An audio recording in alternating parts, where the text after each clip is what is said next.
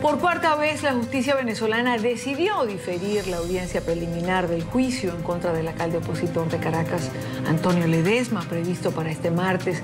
La incomparecencia del tribunal que lleva la causa fue la razón en esta ocasión para el nuevo aplazamiento. Recordemos que Ledesma se encuentra detenido en su lugar de residencia y está siendo acusado de conspiración contra el gobierno de Nicolás Maduro, en un expediente que incluye a 4 jóvenes más. Jorman Paredes, uno de ellos, anunció el inicio de una huelga de hambre debido a los retrasos en el inicio de este juicio. Gabriela Oneto, nuestra periodista en Caracas, prepara este informe. Fue diferida por la incomparecencia del Ministerio Público. En razón de ella, presumimos nosotros que el juez entonces se abstuvo de ordenar el traslado del alcalde metropolitano. De esta forma se fumaron las esperanzas de que por primera vez Antonio Ledesma pudiera defenderse ante las acusaciones del régimen que lo llevaron tras las rejas de una prisión y que luego por razones de salud cambiaron por su casa, pero que de igual forma lo mantienen privado de su libertad. Ahora debe esperar hasta el 25 de agosto, fecha en la que se fijó la nueva audiencia. Para la defensa, estos diferimientos significan un retroceso en el sistema de justicia en Venezuela. Estamos en lo que algún tratadista de derecho procesal penal llamó la vuelta al sistema inquisitivo. Aquí, cuando se promulgó el Código Orgánico Procesal Penal, significó una esperanza muy grande para las personas que estaban sometidas a proceso, porque es evidentemente un proceso que lo caracteriza la celeridad.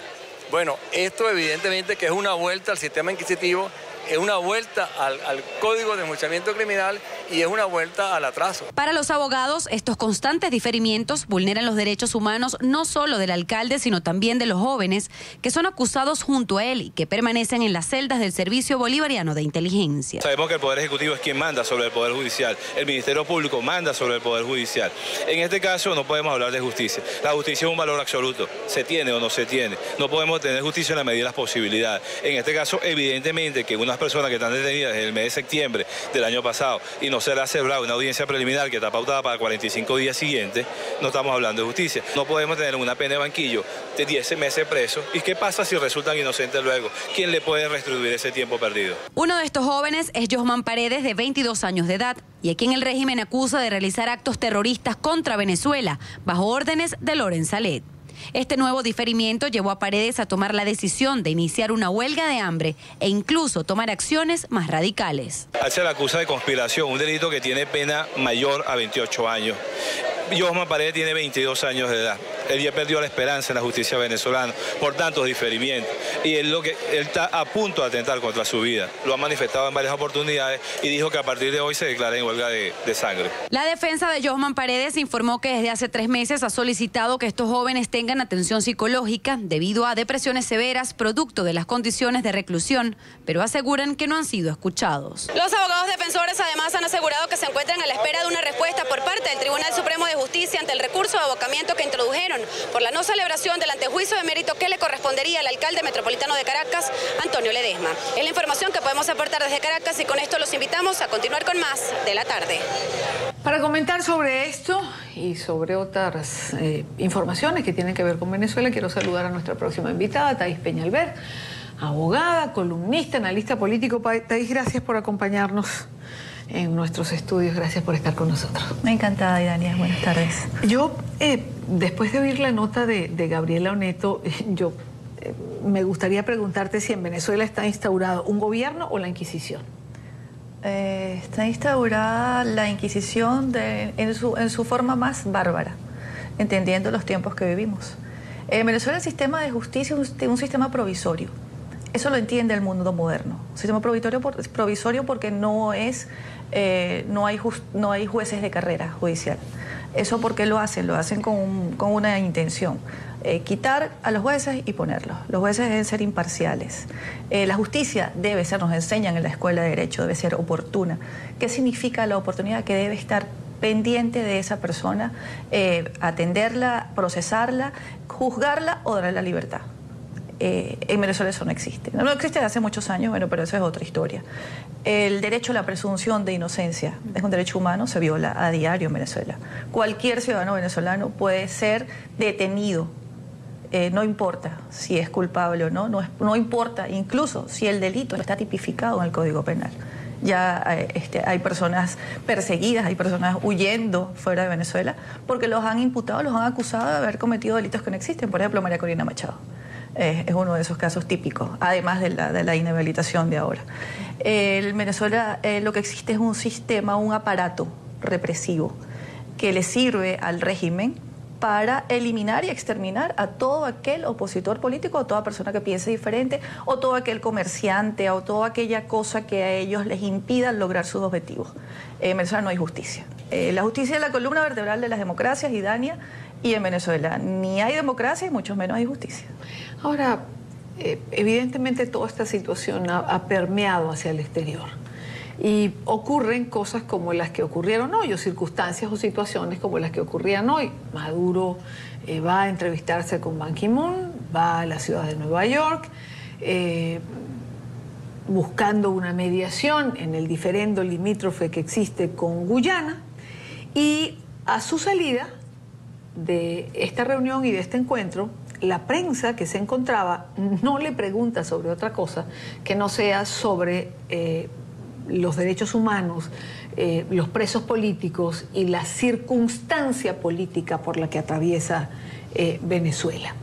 Esto lo cerca, lo cierra, lo tenía, creo que lo obnubila. Meses además que Maduro no se movía, ninguno se ha movido últimamente. Acostumbrados a hablar a una prensa que está arrodillada ante ellos, otra prensa que controlan ellos, otra prensa que está amenazada ante ellos, porque hay que decir que en Venezuela tampoco hay libertad de expresión, ni medios libres para decir lo que pasa en realidad. Pues me imagino que se habrán sentido abrumado, obnubilado en un país libre, en el reino de las libertades como es Estados Unidos, y con una prensa que puede preguntar lo que le parezca porque cree en ese derecho, el derecho a la libertad de expresión. Lo vi confundido, porque si va a pedirle algo a ese organismo, entonces no puede decir que ese organismo sirve para una cosa, pero no puede servir para la otra, ¿no? Para la otra, exacto, yo creo que quedó muy mal ante el mundo civilizado que conoce las reglas y los indicadores democráticos, al negar de plano una observación. Si es que la observación, la vigilancia, el control, la transparencia son indicadores democráticos. No puede un presidente que se hace llamar demócrata puede decir eso en el mundo.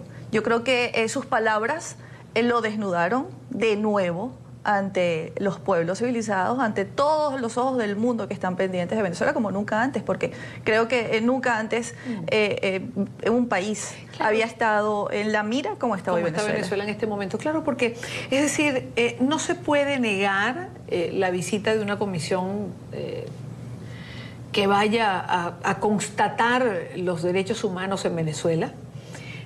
No se puede negar una observación electoral para las elecciones del 6 de diciembre, pero invitar a mediar y aceptar que vaya un mediador a Venezuela y a Guyana.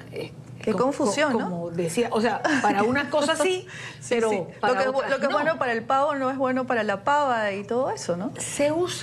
Hay un uso político del diferendo de Venezuela con Guyana en este momento. Claro, para distraer. En este momento ellos tienen que utilizar todas las artimañas que se puede imaginar. Una persona normal como nosotras no está en capacidad de imaginar todo lo que puede venir. En mi último programa aquí contigo te dije que Venezuela es una caja de Pandora y que de aquí a las elecciones puede pasar de todo. Puede pasar de todo porque ellos están en una encrucijada. O aceptan que la asamblea la va a ganar la oposición, porque eso ya lo saben ellos y lo sabe el país. La gente quiere ir a votar, la situación de Venezuela es crítica. 4 meses después de haber fallecido Hugo Chávez, 700.000 chavistas votaron por Capriles, o sea, por la oposición. Imaginemos cuántos van a votar en este momento. Ellos, te repito, lo saben. O terminan de darle la patada a esa hilacha democrática que les queda, que son las elecciones, y que es esta situación y este juego que tienen con los líderes de América Latina, que son afectos a ellos y que todavía algunos pueden defenderlos, yo creo que otros no tanto. Entonces, de aquí a las elecciones van a pasar cosas tremendas y ya comenzaron. Y una de esas estrategias es Guyana, cosas de las que la gente no se está ocupando. Ahora, Thaís, cuando he tenido la oportunidad de conversar con María Corina Machado, por ejemplo, con otros líderes de la oposición, en relación a las elecciones, siempre se dicen que es una circunstancia particular, que son van a ser las elecciones más fraudulentas de la historia, que las condiciones son precarias, hay inhabilitaciones por todos lados, no se sabe cuántos inhabilitados más, porque además el gobierno quiere elegir los contendores con los cuales va a ir a esas elecciones. Si las circunstancias en Venezuela son tan adversas, ¿cómo ir a ese proceso electoral? Pues vamos al proceso electoral porque es un mecanismo democrático que no podemos dejar. Nosotros no tenemos otras armas, no tenemos otras herramientas que no sean las democráticas. Aun cuando vivamos en una dictadura, como en efecto vivimos en este momento en Venezuela, no podemos abandonar ese espacio de lucha. Es un espacio de lucha tan válido como pedir la renuncia. También hay que pedir la renuncia. Es un espacio de lucha tan válido como recoger firmas para ir a un referéndum. La Asamblea Nacional es importante, no para la oposición venezolana, es importante para Venezuela, el país que queremos rescatar. Desde la Asamblea Nacional se pueden rescatar los poderes públicos con una mayoría amplia de la oposición. Se puede instaurar un poder judicial autónomo con nuevos magistrados, no con esos magistrados que cantaron en una oportunidad con todo y birrete al entrar Chávez en un momento determinado para inaugurar el año judicial. Chávez no se va. Ese fue el día en el que se decretó que en Venezuela no había justicia imparcial. Y yo creo que la gente se lo ha olvidado. Con una asamblea podemos cambiar el CNE. Entonces podemos ir a un referéndum, pero no un CNE al estilo de ellos, un CNE abierto, no un búnker ni un poder inalcanzable, inaccesible. Jugándose tantas cosas el gobierno venezolano, el gobierno de Nicolás Maduro, jugándose la Asamblea, que puede decidir sobre todas estas cosas que se están mencionando, ¿lo va a permitir? Está en una encrucijada, vamos a ver si lo permite, porque también han amenazado con las armas que van a defender la revolución. ¿Pero cuál revolución? No hay ninguna revolución. Hay un gobierno del hambre, ¿no? o de la escasez, o la revolución del AMPA que nos mata a diario en Venezuela, la revolución de la corrupción que avasalla, la corrupción y el robo de PDVSA. Ellos quieren preservarse en el poder, allí no hay ninguna revolución, y Dania, eso se acabó hace tiempo, eso se acabó en whisky caro y en yates hace más de 10 años, mucho más de 10 años. Ahí no hay nada, ellos están preservando el poder porque los están esperando en cualquier parte del mundo para ponerlos presos. Son mafias lo que controla a Venezuela en este momento, nuestro país está secuestrado y por eso tenemos que ir a las elecciones. Yo siento que mientras más obstáculos, mientras más difícil nos pongan la carrera de aquí a las elecciones, nosotros tenemos que ir a votar masivamente, demostrarnos a nosotros mismos que nosotros creemos en la democracia. El voto es nuestro derecho, no es un obsequio de Nicolás Maduro ni del CNE, tampoco de los partidos políticos de oposición. Es un derecho de cada uno de los venezolanos, nacemos con él, nadie nos lo ha otorgado y no debemos renunciar a ese derecho. Yo quiero invitar a los venezolanos a que entiendan que a estas alturas debimos haber madurado y entendido que no podemos estar con mezquindades, que no cabe en este momento el fantasma de la abstención, que la abstención nos hizo perder gobernaciones y alcaldías el 8 de diciembre, que para mí eran mucho más importantes que la propia presidencia, porque ahí es donde se consolida el poder político de la oposición, de los partidos, para estar hoy más fuertes. Hace un rato, en la primera parte del programa, conversaba con una persona de nacionalidad cubana que salió de Cuba en el año 94. Y ella me contaba que pasó 5 días, salió en balsa y pasó 5 días en el mar. 5 días, 5 noches, seguramente 6 días. Y hablábamos de lo que eso significa a nivel humano, del miedo del que se puede sentir, pero además del riesgo que se asume para hacer eso. Y yo le preguntaba que si no era más fácil unirse y cambiar de gobierno, que simplemente exponer la vida como lo hacen los cubanos atravesando el estrecho de la Florida. Y ella me decía que bueno, que pasaba que dentro de Cuba habían muchas divisiones y que quizás después de hacer eso se daban cuenta que había la posibilidad de hacer lo que estamos mencionando. ¿Qué pasa en Venezuela? donde, salvando las distancias, hay una diáspora importante en este momento. Sí, importante, y que si bien es un drama, el drama cubano, el drama de los balseros, gente que sale al mar, gente que se arriesga, que se lo coman los tiburones, porque hay que decirlo, sí, pero busca la libertad. Que es más fácil tomar ese tipo de riesgo que asumir el riesgo de un cambio político. Asumir el riesgo de ejercer la ciudadanía, de que si no tienes partidos políticos que te respalden, tienes que entonces organizarte como ciudadano. La falta de orientación política es lo que trae la apatía. Donde hay apatía hay desinformación, donde hay desinformación hay anarquía. Entonces emergen los inventores, los iluminados, los que dicen no hay que ir a votar. Entonces a mí me gustaría preguntarle a los que llaman a no votar, entonces ¿qué hacemos? ¿Qué hacemos si no votamos? Usted sabe con lo que usted tiene que contar para tumbar un gobierno. Eso es inviable en Venezuela. Eso no se puede hacer, no se puede pensar. Vivimos tiempos modernos, vivimos tiempos de demócratas, vivimos tiempos de ciudadanos. Cada ciudadano tiene que saber cuál es su rol en la sociedad. Los partidos políticos tienen sus roles en las sociedades.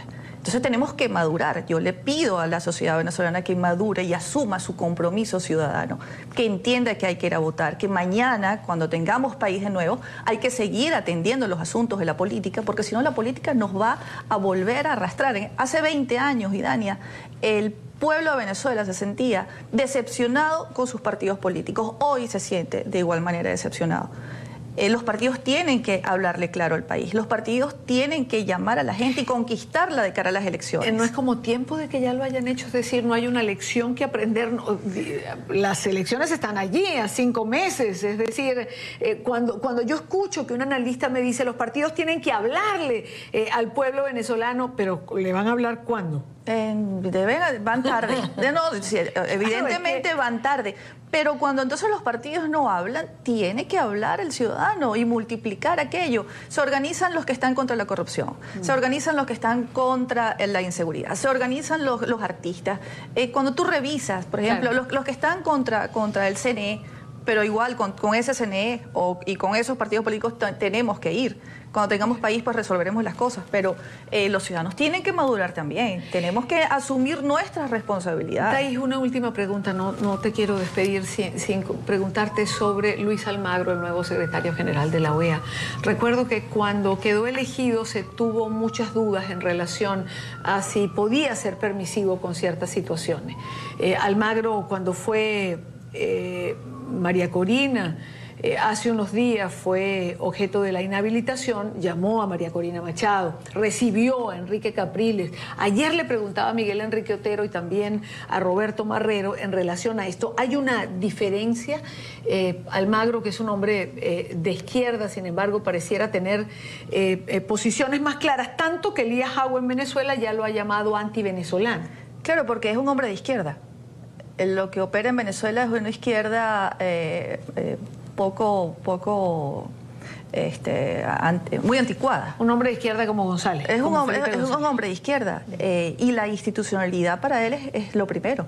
Este señor sabe que en Venezuela no hay un partido de izquierda, no hay un grupo de izquierda que está gobernando, sino que lo que hay son una cantidad de esquizofrénicos que quieren aferrarse al poder como sea.